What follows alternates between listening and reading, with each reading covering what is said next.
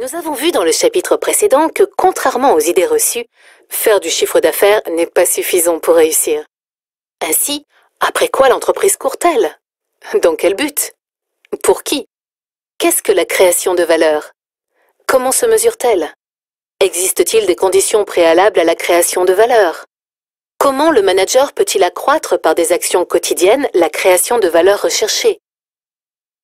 Ce module est composé de 3 chapitres. Dans le premier, nous nous intéresserons à la notion de CMPR, coût moyen pondéré des ressources. Puis, dans le second, nous verrons ce qu'est la création de valeur et comment l'accroître dans le dernier chapitre. À la fin de ce module, un résumé vous sera présenté ainsi que de nombreux quiz pour vous permettre de tester vos connaissances. L'objectif de ce module est de vous donner les clés pour accroître la valeur de l'entreprise. La création de valeur peut se traduire comme la capacité de l'entreprise de réaliser un ou des investissements dont le taux de rentabilité économique s'avère être supérieur au taux de rentabilité exigé par l'ensemble des apporteurs de ressources financières, principalement les actionnaires au capital et les prêteurs pour les dettes financières, autrement dit, le coût moyen pondéré des ressources, CMPR. Le CMPR représente donc le coût de financement global de l'entreprise déterminé en fonction de sa structure financière, c'est-à-dire avec plus ou moins de recours à l'endettement suivant les cas. Le triptyque de la création de valeur est composé des actionnaires, des collaborateurs et des clients. Entre les actionnaires et les collaborateurs d'une entreprise, il s'agit de satisfaire les collaborateurs et de développer leurs compétences. Entre les actionnaires et les clients, il s'agit bien sûr de satisfaire toujours plus les clients. Enfin, entre les collaborateurs d'une entreprise et leurs clients, il s'agit de créer de la valeur. La création de valeur, au sens large, est la mesure du résultat de la capacité de l'entreprise de réaliser des investissements, plus ou moins risqués, dont le taux de rentabilité économique, la RCE, s'avère être supérieur au taux de rentabilité exigé par les apporteurs de ressources, le CMPR.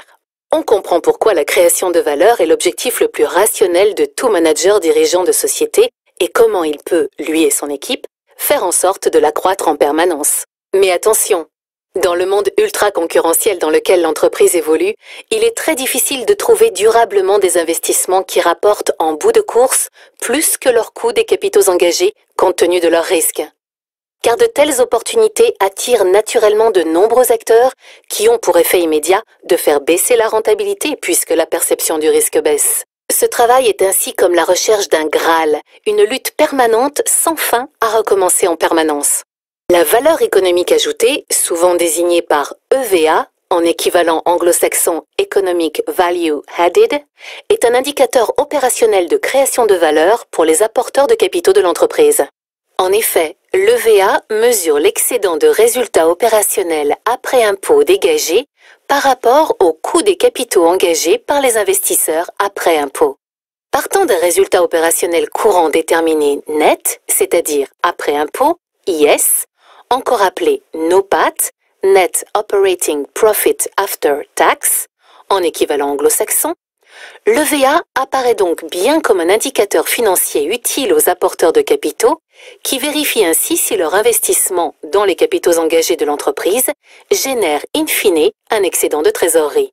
Au sens pratique, l'EVA permet au manager de gérer l'évaluation des projets de l'entreprise, mesurer la performance globale de l'entreprise, fixer des objectifs de performance à atteindre.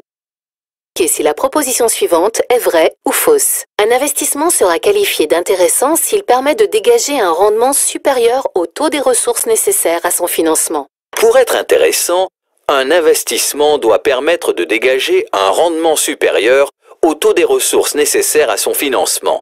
RCE supérieur au CMPR.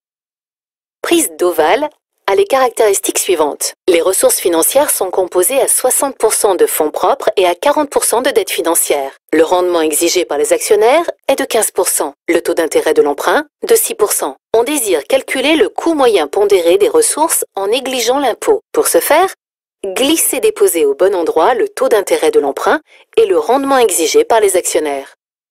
Si le rendement exigé par les actionnaires est de 15% et le taux d'intérêt de l'emprunt de 6%, alors le coût moyen pondéré des ressources en négligeant l'impôt est de 15% fois 60% plus 6% fois 40%, soit 11,40%.